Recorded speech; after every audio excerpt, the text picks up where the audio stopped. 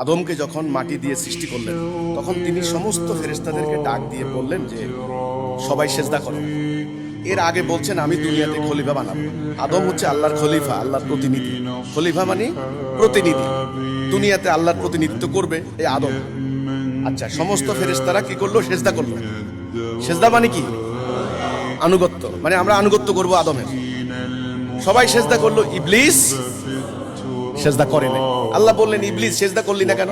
ইবলিস বলে, ও হচ্ছে মাটি, আমি হচ্ছে আদম। আল্লাহ বললেন, ও অহংকার হয়েছে, এই ওরে বাইর করে দেখেন। আউযুবিল্লাহি মিনাশ শাইতানির। তখন ইবলিস একটা চ্যালেঞ্জ দিয়েছিল, আল্লাহ এই আদমকে তুমি আমার উপরে শ্রেষ্ঠত্ব দিলা, আমাকে একটু সুযোগ দাও, আমি ওকে তোমার পথে থাকতে। আল্লাহ বললেন, যা তোরে সুযোগ দিলাম, উত্থান দিবস পর্যন্ত তুই সুযোগ। এই ইবলিস এই আদমের রন্ধ্রে রন্ধ্রে ঢুকার ক্ষমতা পেয়ে গেছে, সিরাতুল মুস্তাকিম থেকে সরানোর ক্ষমতা পেয়ে গেছে। আল্লাহ মাকে বানালেন, বাবা মা দুজনকে বললেন, এই জান্নাতে থাকো, একটা নিষেধ ওই গাছের নিকট যাবে। নিষেধটা কে দিল? আল্লাহ। শয়তান কি করলেন? ওনাদেরকে ভুলাই দিয়েছিল। ওনারা গাছের নিকট গেলেন, ওনাদের লজ্জাস্থান অনাবৃত হয়ে পড়লেন। তখন আল্লাহ ডাক দিয়ে বললেন, আদম এই আমি কি বলি নাই শয়তানের কথা শুনবা না, ওর আনুগত্য করবা না? ও কথা শুনলা কেন? বাবা আদম কি করলেন? উনি তর্ক করেন না আল্লাহর সাথে, আমি ঠিকই করছি না।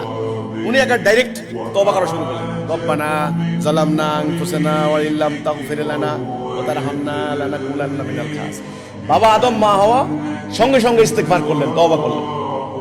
তখন আল্লাহ বললেন, ঠিক আছে, ওকে, এখানে আর থাকতে পারবে না, এখান থেকে নামিয়ে যাও, ওখানে বংশবৃদ্ধি করো। এই দুনিয়াতে আমার পক্ষ থেকে হেদায়া আসবে।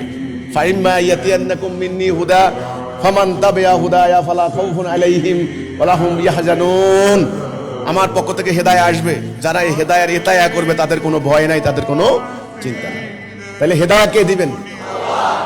হেদায়া কথাটা কিন্তু আরবি, এর একটা বাংলা মিনিং আছে না? হেদায়া মানে হলো সঠিক পথ, রাইট ডাইরেকশন।